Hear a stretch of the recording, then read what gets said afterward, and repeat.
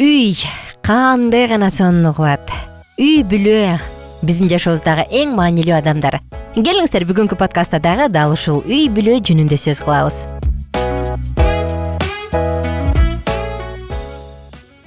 Салам достор, мен атым Аку жана сиздер менен чогуу керектүү маалыматтарды бөлүшөйүн деп турган чагым. Кандайсыздар, маанайыңыздар жакшыбы?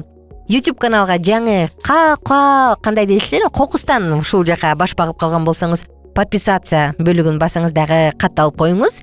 Жана күнүгө эртең менен сонун подкасттарды жан дүйнөңүзгө азык кылып угуп туруңуз. Эдвард Коктун сөзү менен баштагым келип атат бүгүнкү подкастты. Үй бүлөлүк жашообуздун ийгилигине жетиш үчүн бардыгын күчүмдүн жетишинче жасоого канчалык ниеттенем? Биздин үй бүлө бул биздин чеп жана баш калкабыз.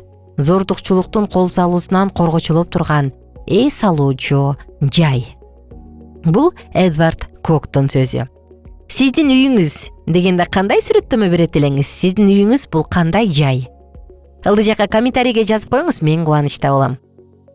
Үй достор.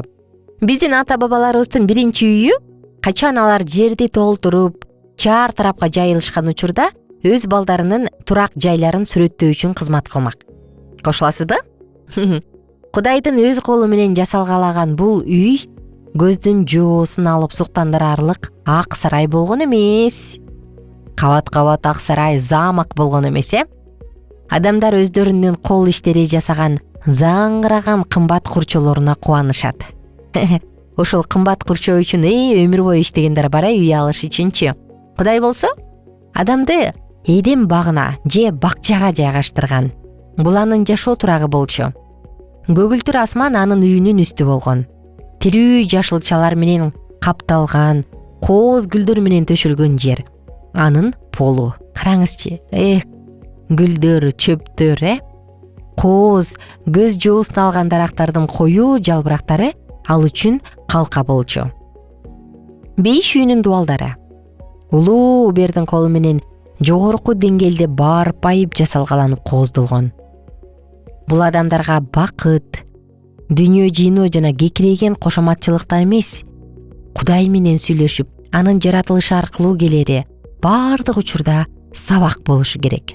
Ушул жерден үй бул заңгыраган имарат же 3 бөлмөлүү батир эмес, үй бул Кудай Таалабыз бизге берген жаратылыш. Полубуз чөптөр, гүлдөр, асман, крышабыз асман жана дубалдар бул жаратылыш. Караңызчы, кандай сонун. Ыйса Машаяк бул жерге качандыр бир учурда адам колдонгон нерселерди жеңилдетип, калыбына келтирүү үчүн келген.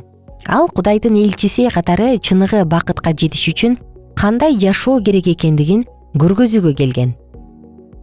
Баарын жараткан Кудай өз уулу үчүн кандай шарт түзүп берди?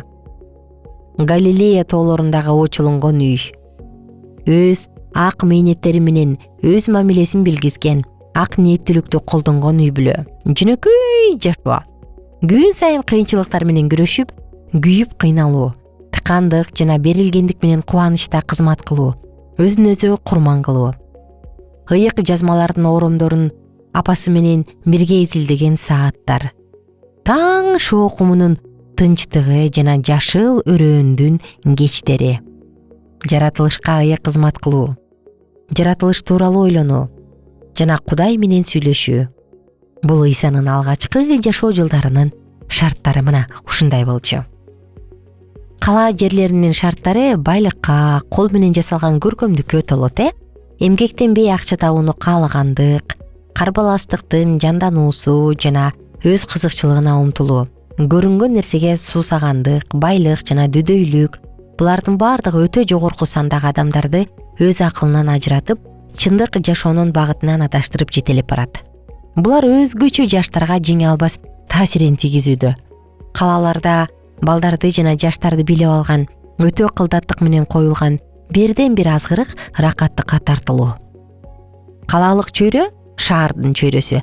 Ден соолук үчүн өтө коркунучтуу, шаар жергесинин тургундарынын ар бир учурдагы зарылдыгы, оорулуу адамдар менен байланышуу, булганган суу, аба, ден соолукта байланышпаган баягы жашоо, булардын бардыгы адамга түйшүк. мүмкүн болушунча үйдүн айланасында бакча болсо, балдар айланасын кароого жардам берип, бир эле учурда алар үчүн кубат алуу жана пайдалуу жумушка такшалуу сезимдери козголот. Ар түрдүү өсүмдүктөр жана гүлдөр менен байланышуу, интеллектуалдуулуктун өсүүсүнө жана тарбиялыктын кылдат даамын татууга, кудуреттүү Кудайдын таң каларлык жаратылышы менен таанышуу, жогорулоого, тазаланууга жана аң сезиминин өсүүсүнө жардам берет. Жер иштетүүдө жана бакча менен байланышууда ошол көчөт өсүмдүктөрдүн мыйзамын билбесең, ийгиликке жетпейсиң, Анан ар бир өсүмдүккө кандай караш керек, аны окуп изилдеш керек. Айтор бул дагы чоң илим да өзүнчө. Жаш көчөттү отургузууда, кыйыштырып сугарууда, сууктан, ысыктан, күндөн калкалаган учурда, отоо чөптөрдү отогондо, өсүмдүктөр болгон оорулар жана курт кумурскалар менен күрөшүүдө, жемиш берүүчү бактарды баягы иреттөөдө, эмне деп коет, бутап деп коебу. Мунун баардыгында тең кандай гана чоң илим жана өзгөчө кам көрүүнү билүү керек. Эмгек, мунун баардыгы эмгекти талап кылат. Адам өзүндө умтулуу, чыдамдуулук, бир нерсеге көңүл буруу, мыйзамга тил алчак болуу, дал ушул сыяктуу маанилүү бир сапаттарды өнүктүрөт. Балдар жаратылыштан Кудайдын сүйүүсүн жана даанышмандыгын, сүрөттөп тургандыгын билет жана билиши керек. Алардын Кудай тууралуу ой жүгүртүүлөрү канаттуулар менен байланышта болгону, гүлдөр жана бактарактар менен баардык көрүнгөн, көрүнбөгөн нерселерге умтулууну жана өмүрүбүздөгү ар кандай көрүнүштөр Кудайдын чындыгын окуп үйрөнүүнүн давасы болушу керек. Караңызчы достор, жаратылыштын дагы өзүнүн максаты бар. Ар кандай процесстеги көп сандаган сан жетки сабактардын ичинде куткаруучунун өсө турган дан тууралуу өлгүлүү аңгемеси бир нече өтө баалуу нерсени камтыйт. Дандын өнө башташы, руханий өмүрдүн башталышын сүрөттөйт. Ал эми өсүмдүктүн жогорулоосу мүнөзүбүздүн жогорулашын билдирет. Ата-эне жана мугалимдер бул сабактардан бир нерсе үйрөнүүгө аракеттенип, аны өз жашоосунда колдонушу зарыл. Балдар жерди өздөрү даярдап, үрөөндү өздөрү сепсин.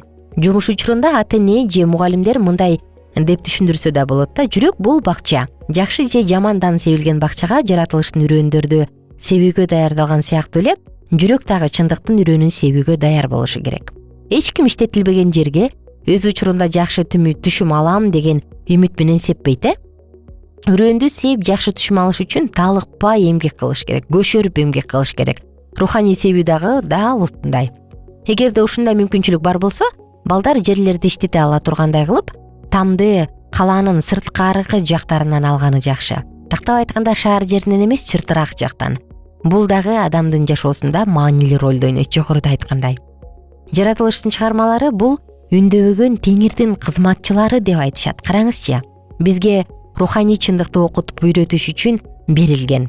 Алар бизге Кудайдын сүйүүсүн айтып, улуу сүрөтчүнүн даанышмандыгын жар салып турушат. Мен кантип өз үйүмдү, менин балдарым үчүн ар дайым ошол жерде болууну каалаган, суктандырып кызыктыраарлык жайга айланталам. Бул жөнүндө ойлонушубуз керек. Керек болсо ушул изилдөөлөрдү дагы мүмкүн мен бир подкастта айтсам керек, эсимде жок, бирок бир чоң изилдөөдө шаар жеринде жайгашкан адамдар бат стресс болорун, ачуулуу келерин, дайыма ушундай дүйнөнүн артынан кууп жашагандары далилденген.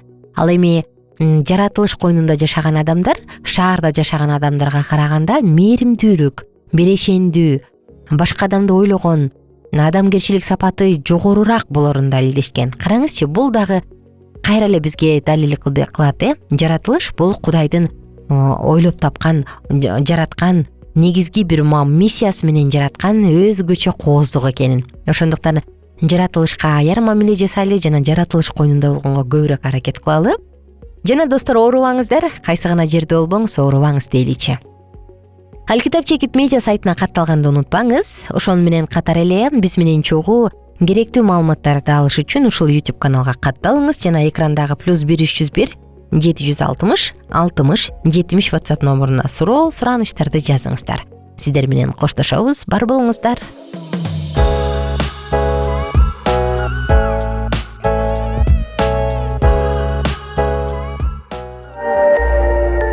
Биздин сабактар менен кененирээк Алкитап Чекит медиа сайтынан таанышыңыз.